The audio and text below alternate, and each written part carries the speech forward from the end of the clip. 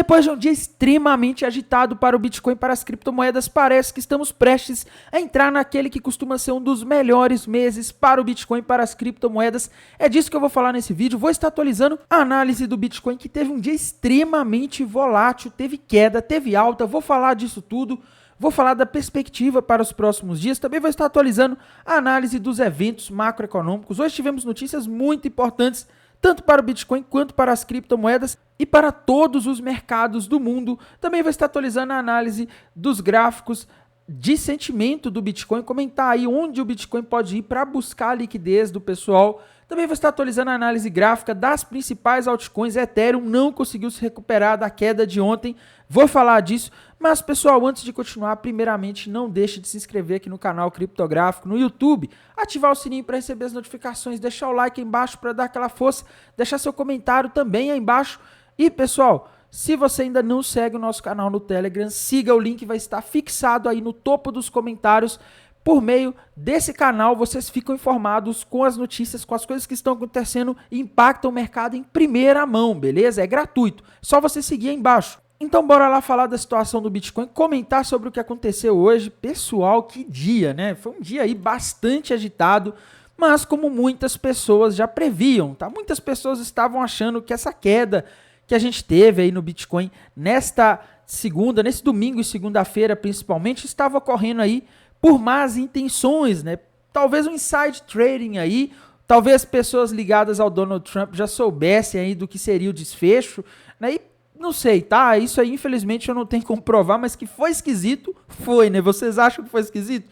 Eu tô achando muito estranho tudo isso, tá? Mas enfim, vamos começar pelo gráfico, pessoal. Nos últimos dias eu estava dizendo aí que nos tempos gráficos recentes aí, 4 horas, talvez até diário, o Bitcoin tinha rompido para cima uma bandeira de alta com alvo lá na região de aproximadamente 160 mil dólares, tá? Eu já não estou tão seguro de que o Bitcoin venha buscar os 160 mil dólares, mais pelo menos buscar o alvo dessa bandeira de alta, tá? Que o Bitcoin parecia ter rompido nos últimos dias. Porque, meus amigos, o Bitcoin aparentemente entrou em range de lateralização, tá? Muitas pessoas estavam falando, mas isso já estava óbvio. E sim, tá, pessoal? A gente agora tem aí duas regiões importantes para o Bitcoin. Uma região de resistência, que é a região ali dos 108, 107 mil dólares, tá aqui. Tem segurado o Bitcoin desde novembro, o Bitcoin não consegue passar dessa região. E a região de suporte, que seria a região ali dos 90 mil dólares. Inclusive, essa região foi um suporte muito forte, tá? A gente disse no vídeo de ontem que essa região ali provavelmente seria o suporte aí para o Bitcoin e acabou sendo. O Bitcoin bateu ali nos 90 e subiu rapidamente após isso, tá? Isso aí ocorreu ali por volta das 18 horas do domingo, tá? Então, a gente teve essa queda, o Bitcoin se recuperou aí.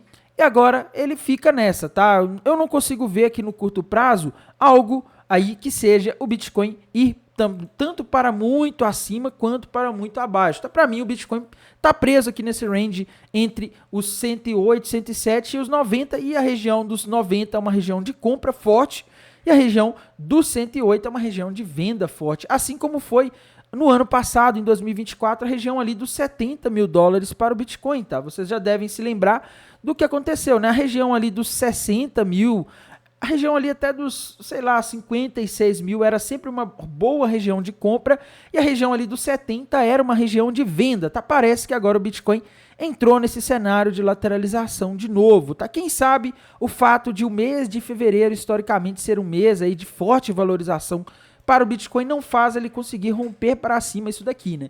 Se o Bitcoin conseguir romper isso daqui para cima, nessa região de resistência aqui, desse retângulo que ele formou aqui nos últimos dias, a gente pode ver alvo aí para o Bitcoin lá na região de aproximadamente, vamos fazer projeção aqui, vamos ver, se ele romper para cima ali os 108, o alvo seria no 130. Já se ele romper para baixo, os 90, o alvo seria lá no 75, tá? No momento ele ainda não rompeu nada, então o mais provável por enquanto é o que eu disse agora há pouco, que é que ele fique andando de lado aqui nessa região de 108 e 90, tá?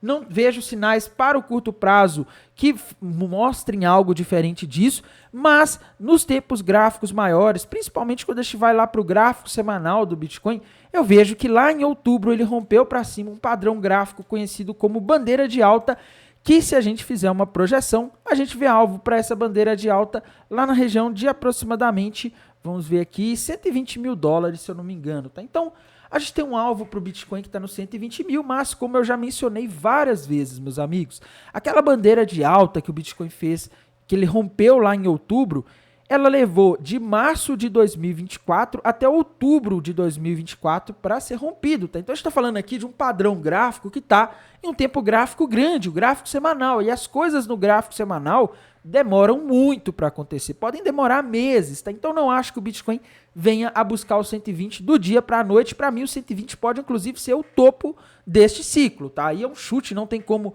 eu afirmar isso, né? Vai que acontece alguma coisa que faz o Bitcoin subir muito mais, tá? Mas olhando aqui do ponto de vista de análise gráfica, esse seria o alvo aí plausível para o Bitcoin, 120 mil dólares, tá? E a gente também não pode deixar de falar do mercado tradicional, que também teve um dia bastante agitado, pessoal. O que aconteceu? Tá? Na sexta-feira passada, como vocês sabem, a gente teve essa queda forte ali na tarde, porque o Donald Trump anunciou, a Casa Branca anunciou ali tarifas, né, de 25% para importação de produtos vindos do México, 25% sobre produtos vindos do Canadá e 10% sobre produtos vindos da China, né? Isso assustou muito o mercado, pessoal, principalmente porque alguns dias atrás o Donald Trump tinha conversado com o Xi Jinping, tinha sinalizado que não ia ser tão agressivo nessa questão de guerra comercial, né? E o mercado tinha ficado tranquilo. Isso, inclusive, estava ajudando as bolsas americanas a subirem nas últimas semanas aí. Só que aí chega lá o Donald Trump de forma bastante imprevisível, como é o perfil dele, coloca tarifa no Canadá, no México e na China de uma só vez. Aí o mercado se assustou e falou, opa, ele estava falando que ia ser algo gradualista, né? Essa guerra comercial. Ele falou isso no final da campanha. Ele falou com o Xi Jinping alguns dias atrás, resolveu que não ia começar fazendo essas tarifas agora e de repente ele anuncia as tarifas. O mercado se assustou e no sábado, no final de semana, no domingo, na verdade, o presidente ou o primeiro-ministro do Canadá anunciou que o Canadá iria retalhar, né? E aí o mercado começou a ficar nervoso porque isso assustou bastante assustou muito o mercado, né? O mercado já abriu com um gap de queda forte, tá? E hoje ele foi lá e fechou esse gap de queda. O mercado se recuperou porque hoje o Donald Trump entrou em acordo com o México, tá? E aparentemente o que o Trump queria do México era muito mais forçar o México a tomar alguma atitude em relação a fiscalizar, combater o crime organizado ali na fronteira dos Estados Unidos com o México. Muito mais isso do que questões comerciais, tá? E quanto ao Canadá, os Estados Unidos realmente têm pretensões comerciais, mas hoje também o Donald Trump conversou com o Justin Trudeau e eles chegaram a um acordo e tanto para o México quanto para o Canadá foi feito um adiamento de 30 dias para as tarifas entrarem em vigor. Tá? Nisso o mercado respirou bastante aliviado e aparentemente, pessoal, o que tudo está indicando até agora é que o que o Trump fez foi uma estratégia de negociação. O Trump ele tem um livro, né, onde ele explica estratégias de negociação. Então, o que ele está fazendo aí, se alguém ler o livro dele, já vai entender mais ou menos o que ele está fazendo, tá? Ele chega e, vamos supor, né? Ele chega batendo na mesa mesmo, ele já chega tocando terror, como se estivesse maluco, e faz o outro aceitar o que ele está pedindo, meio que no grito, no susto, tá? É uma forma aí que eu acho um pouco perigosa, porque, pessoal, a economia dos Estados Unidos hoje, vocês sabem, ela está um pouco mais fragilizada. Não é como quando Trump pegou lá em 2017, tá? A economia dos Estados Unidos, ela está com juros muito altos, tá? Então, isso já vem desde 2022, o nível mais alto dos últimos 20 anos aí em termos de taxa de juros. E ao mesmo tempo, já tem muito tempo que esses juros estão altos e fazendo efeito. Lembre-se que no início de 2023 a gente teve o início de uma quebradeira de bancos lá nos Estados Unidos. Então a economia americana, ela já está numa situação aí crítica, uma situação perigosa. Ela já está numa situação em que ela não pode sofrer um susto muito grande. É como se fosse uma pessoa que tem sérios problemas cardíacos, né? Como se o Biden lá e a administração Biden estivesse fazendo de tudo para tentar deixar essa pessoa mais calma, fazendo de tudo para não dar problema, né? E aí chega o Trump e começa a ficar dando susto na pessoa, tá? A pessoa ela pode acabar infartando. É mais ou menos isso que está acontecendo, tá? Ele tá pegando aí uma economia que para ele ficar dando cavalinho de pau com ela aí para todo lado é bastante perigoso, tá? Bastante perigoso. Mas vamos ver, né? Inclusive nós brasileiros temos que tomar muito cuidado, porque um dos países que pode ser um dos próximos alvos aí nesse tipo de atitude do Trump é o Brasil, tá? Brasil, Índia, ele já falou aí sobre esses países, né? União Europeia também, provavelmente ele vai fazer alguma coisa com a União Europeia em breve também, tá? Então, a gente vai ver mais desse tipo de volatilidade, só que o mercado parece que entendeu a estratégia dele, né? Entendeu, e talvez nas próximas vezes a gente não tenha esse nível de volatilidade que a gente teve nestes últimos dias, quando ele anunciar medidas similares, tá? E a gente sabe que vai ter mais, né? Vai acontecer mais, mas uma coisa é fato, pessoal, as medidas de tarifas sobre a China não foram negociadas, tá? A China continua com as tarifas, a China vai entrar na Organização Mundial do Comércio com um processo lá, né? Entrar no tribunal e tentar reverter isso de forma legal. A China não vai ceder a chantagem dele, como aconteceu com o caso do México aí, do Panamá recentemente, tá? A China já é mais dura de jogo, tá? Então, provavelmente vai ter algum impacto de aumento de custos nos Estados Unidos. E como eu disse, o problema dessa brincadeira agora é que o mercado americano está na máxima histórica, pessoal. Está na máxima histórica com juros altos, tá? Se a inflação começar a subir nos próximos meses nos Estados Unidos, o Fed não vai cortar os juros e pode ser que ele até tenha que subir, tá? E aí ele pode de fato estourar essa bolha, porque eu não sei até que ponto o mercado americano, que está extremamente alavancado, aguenta isso. O Japão, que é um dos principais fornecedores de liquidez global, já está subindo os juros e deve continuar subindo os juros. Você imagina se os Estados Unidos começar a ter que subir os juros também? Isso aí, meus amigos, inclusive na minha visão, pode ser a causa do início do próximo bear market, tá? E aqui ainda falando sobre a economia americana, pessoal, a gente teve hoje um dado importantíssimo, tá? Inclusive no vídeo de ontem eu disse que ele poderia impactar as criptomoedas hoje, mas acabou não tendo impacto em nada, porque o mercado estava com muito mais atenção na questão da guerra comercial, então o mercado acabou ignorando isso. Mas pessoal, hoje a gente teve algo aí inédito, tá? O PMI industrial medido pelo ISM de janeiro veio em 50,9 quando o esperado era 43,9, tá? Para vocês que não conhecem esse indicador, o PMI, ele é um índice aí que mede a atividade dos gerentes de compra, né? E, meus amigos, quando ele vem acima de 50, significa expansão nos pedidos por parte dos gerentes de compra. Quando ele vem abaixo de 50, ele mostra contração, tá? E o que a gente teve na expectativa? O mercado esperava uma contração, esperava que ele viesse em 49,3, mas não, ele vem em 50,9, mostrando uma expansão na atividade por parte dos gerentes de compra. Isso pode ser um sinal de que a economia americana está forte, está mais aquecida talvez aí do que muitos imaginem, e é um sinal de alerta que vai se juntando aos outros que já existem, tá? Como eu disse, a economia americana já está fragilizada, já tem 3 anos aí praticamente que os juros estão elevados. Então, uma hora isso pode acabar batendo. E existe o risco, inclusive, de estagflação esse ano, tá? Que é uma mistura de inflação com recessão nos Estados Unidos, talvez no ano que vem, se o Trump mantiver aí essas tarifas sobre a China dessa forma, tá? Eu acho que isso aí precisa ser bem planejado para não jogar aí para não acabar quebrando algo que já está muito frágil, tá? Amanhã, pessoal, a gente vai ter mais dados macroeconômicos importantes. Ao meio-dia a gente vai ter a oferta de empregos JOLTS de dezembro.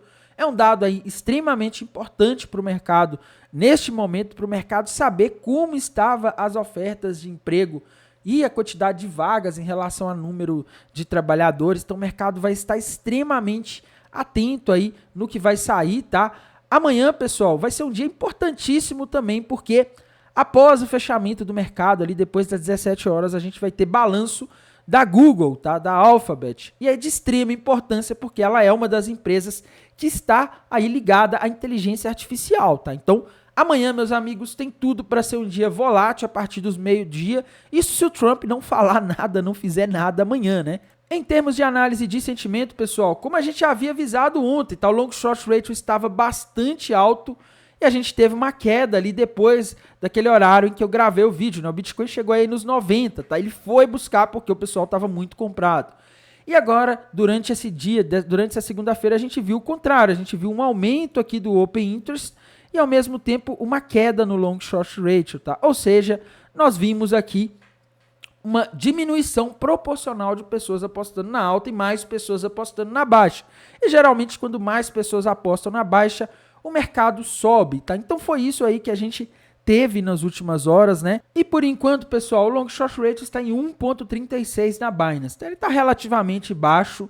Isso quer dizer que pode ser que a gente ainda tenha combustível para continuar subindo. E a gente não pode deixar de olhar também o mapa de calor da última semana, tá? Que é o extremamente importante aí. E quando a gente vai aqui para o Liquidation Rate Map, a gente vê que nessas quedas aí, o Bitcoin liquidou todo mundo que estava apostando na alta, alavancado praticamente na última semana, tá? E agora a gente tem bastante liquidez lá na região do 106, que é a região topo daquele range que a gente desenhou. Então vejo uma grande chance de o Bitcoin vir a testar o 106 nos próximos dias, tá? Ou horas, não dá para saber exatamente o momento, mas aqui está mostrando que a gente tem mais liquidez acima. E a gente não pode deixar de falar das altcoins, meus amigos. A situação para as altcoins não foi fácil nesse final de semana. Aliás, quem sofreu muito mais com tudo o que aconteceu foram as altcoins, né? Nem foi tanto o Bitcoin, tá? Ethereum sofreu muito e não conseguiu se recuperar, tá? Situação da Ethereum, pessoal, ficou complicada. A Ethereum passou novamente para baixo dos $3.000, que era um suporte,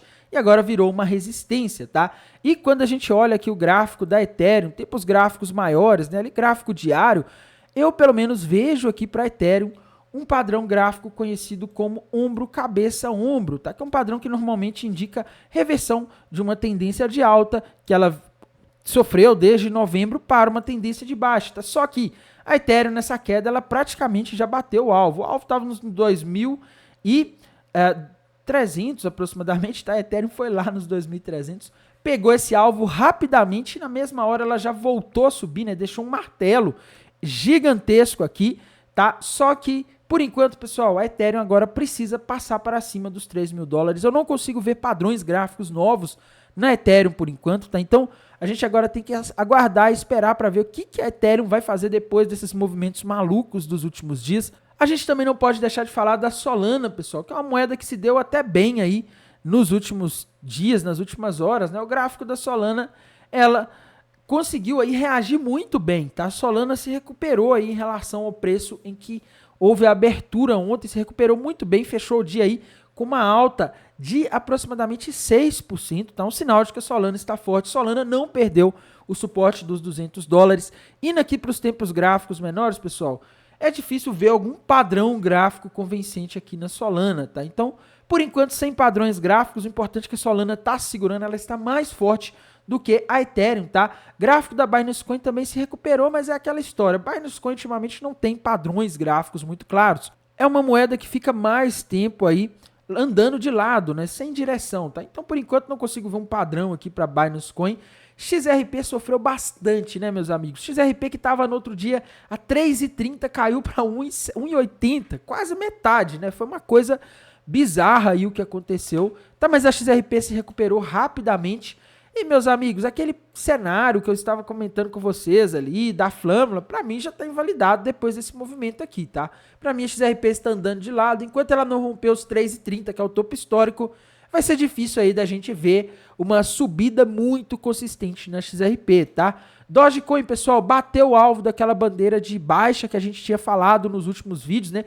Eu até tinha dificuldade de visualizar um cenário em que a Dogecoin fosse, tá? Mas aí o Trump foi lá e criou um cenário que fez a Dogecoin bater no suporte dos 22 centavos, e ela agora já está em 28, se recuperou, e nos tempos gráficos menores eu também não consigo ver um padrão gráfico, acredito que ela pode se estabilizar pelas próximas horas aí nessa região, tá? Então vamos aguardar aqui e ver o que acontece com a Dogecoin. Tron, meus amigos, acabou conseguindo ficar acima do suporte dos 22 centavos, ela chegou a cair abaixo, mas ela fechou acima, isso que é importante, tá? Padrões gráficos na Tron não vejo por enquanto, tá? Vamos ter que esperar aí mais um pouco. A Tom conseguiu voltar para cima dos $4, né? Sofreu bastante, bateu no alvo daquele triângulo descendente. E agora a gente vai ter que esperar aqui para ver o que acontece, tá? Avax, pessoal, infelizmente caiu, buscou o alvo ali daquele triângulo descendente e agora a gente não tem um padrão gráfico novo para Avax por enquanto. Vamos ter que aguardar aí, tá? Nos tempos gráficos menores aqui, difícil encontrar alguma coisa.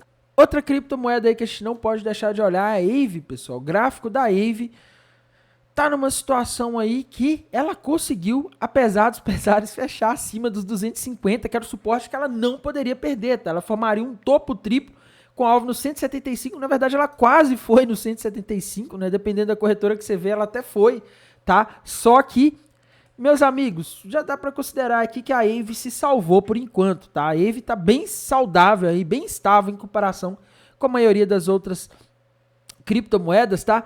Pendle, pessoal, bateu no alvo daquele ombro, cabeça a ombro que a gente vinha alertando nos últimos dias, nos 2,30, região dos 2,30.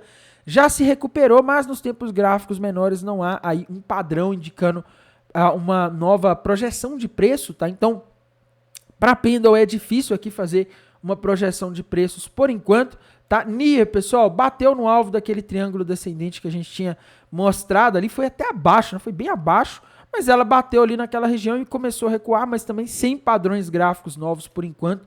Tá? SUI também bateu no alvo daquela bandeira de baixo que a gente tinha desenhado e alertado nos últimos dias. Tá? E essa bandeira estava até meio forçada, né? Mas acabou dando certo. Enfim, situação da maioria das criptomoedas aí é que elas conseguiram se recuperar desse movimento forte. A Chainlink, tá? Ela não invalidou, não dá para dizer que ela invalidou aquela cunha descendente, né? Mas tá meio fraco isso aqui, viu, pessoal? Tá meio fraco aqui. De qualquer forma, a Chainlink, apesar dos pesares, ainda segue com um alvo lá na região dos $40. Outra moeda aí que a gente não pode deixar de comentar, pessoal, é a Polkadot, tá? Polkadot também sofreu aí uma queda muito forte, né? Ela chegou a cair para 3,80, meus amigos. Pensar que a moeda estava em quase $12 aí alguns dias atrás, tá? É uma coisa impressionante. Caiu, se recuperou da maior parte da queda, mas também sem nenhum padrão gráfico, mas ela testou uma região de suporte, né? E pessoal, o que eu estou vendo agora, o que eu suspeito, é que o mercado pode aproveitar esses testes aí dessas regiões de suporte para se recuperar, tá? E as altcoins, meus amigos? Muita gente está falando aí, não vai ter alt-season nesse ciclo, né? Sinceramente, eu acredito que a gente vai ter sim. Só que uma coisa é fato, pessoal, o mercado ele brinca muito com a emoção, com o sentimento dos investidores, o pessoal que alavanca aí mercados futuros, acaba ficando pelo meio do caminho, infelizmente, tá? Mas uma hora essa dominância vai cair, pessoal. É porque ainda não chegou o momento realmente, tá? Mas nos outros ciclos foi antes. Sim, nos outros ciclos foi antes, mas se vocês olharem os outros ciclos, todos eles foram diferentes um do outro. De 2017 foi diferente. No de 2017, por exemplo, a gente só teve alt-season no final de 2017, bem no finalzinho do ciclo, tá? Enquanto no de 2021 a gente já teve alt-season ali a partir do mês de janeiro. A gente já começou a ver as altcoins performando bem, tá? Então não existe um padrão, uma regra fixa. Uma coisa que a gente sabe, quando o Bitcoin performa bem, é comum, muitas vezes, depois de alguns dias, quando ele se estabiliza, as altcoins irem atrás, como aconteceu em novembro. Então, se a gente tiver um mês de fevereiro bom para o Bitcoin, pode ser que a gente veja também as altcoins tendo uma performance interessante e em algum momento o pessoal vai começar a procurar alternativas ao Bitcoin. Espero que não sejam as meme coins, mas em algum momento o pessoal vai estar procurando. Tá? Quando começa a chegar vários novatos no mercado, uma legião de novatos, eles começam a procurar por alternativas, já que eles perderam a alta do Bitcoin e isso muitas vezes costuma fazer com que as altcoins performem bem, tá? Então, fiquem de olho nisso. Mas tem mais de 1 milhão de moedas hoje em dia, né, e tal. Quando você olha na Binance, nas grandes corretoras, tem 400 moedas. Eu acho que a corretora que tem mais deve ter umas 1.700 moedas, tá? Nas corretoras centralizadas, 80% do volume desse mercado está nas corretoras centralizadas. E, pessoal, tem uma moeda aqui que, para mim, ela é uma oportunidade, tá? A Secret, nesse preço aqui de 25 centavos, meus amigos.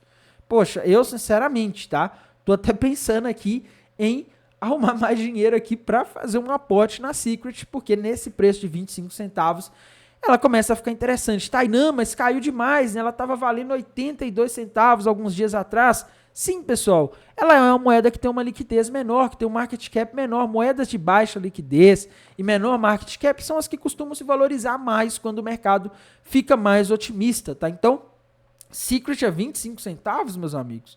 Olha, eu acho que pode ser aí um negócio interessante, tá?